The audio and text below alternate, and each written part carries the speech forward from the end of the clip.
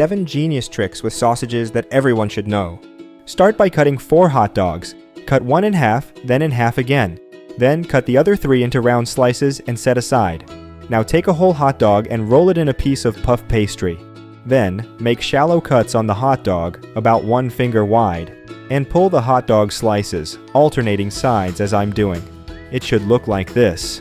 For this recipe, we will use a total of 6 hot dogs and 450 grams of puff pastry. Now, take another piece of puff pastry and cut strips along both sides, just like I did. Then press the edges of the pastry with a fork and seal them together. Next, place a whole hot dog in the center. Roll it up tightly, cut it in half, and shape it just like I did. Once you've done that, place a whole hot dog in the center of another piece of puff pastry. Cut the pastry into thin strips on both sides of the hot dog and close it by braiding the pastry, just like I'm doing. Take this time to share this video and write in the comment section the name of the city from which you're watching it, and we'll make sure to leave a heart, especially for you. Oh, and thanks for sharing this video. Now, take 3 strips of pastry and join the ends together. Then add hot dog slices and braid the pastry as I'm doing. It should look like this. Now, take another piece of pastry, cut into thin strips without cutting all the way through, add the hot dog we cut into 4 equal parts, and braid it, alternating the strips of pastry as I'm doing. Have you got that recipe app? It's already available for download.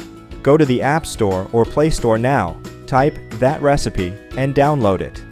Now, take 3 strips of pastry, bring the ends together to form a circle with each one, and in each of these circles, add 2 slices of hot dog. Then, using 2 skewers, put the ends together. It should look like this. Now, take a whole hot dog and thread it onto a skewer. Then, cut it into a spiral shape and stretch it on the skewer to create gaps without letting it break, and fill these gaps with a strip of pastry as I'm doing. Finally, transfer everything to a large baking tray. I hope you're enjoying the recipe. Share it with your friends. By doing so, you'll be helping us go even further. Brush a beaten egg over everything. Take to a preheated oven at 180 degrees Celsius, 350 degrees Fahrenheit, and bake for 20 minutes.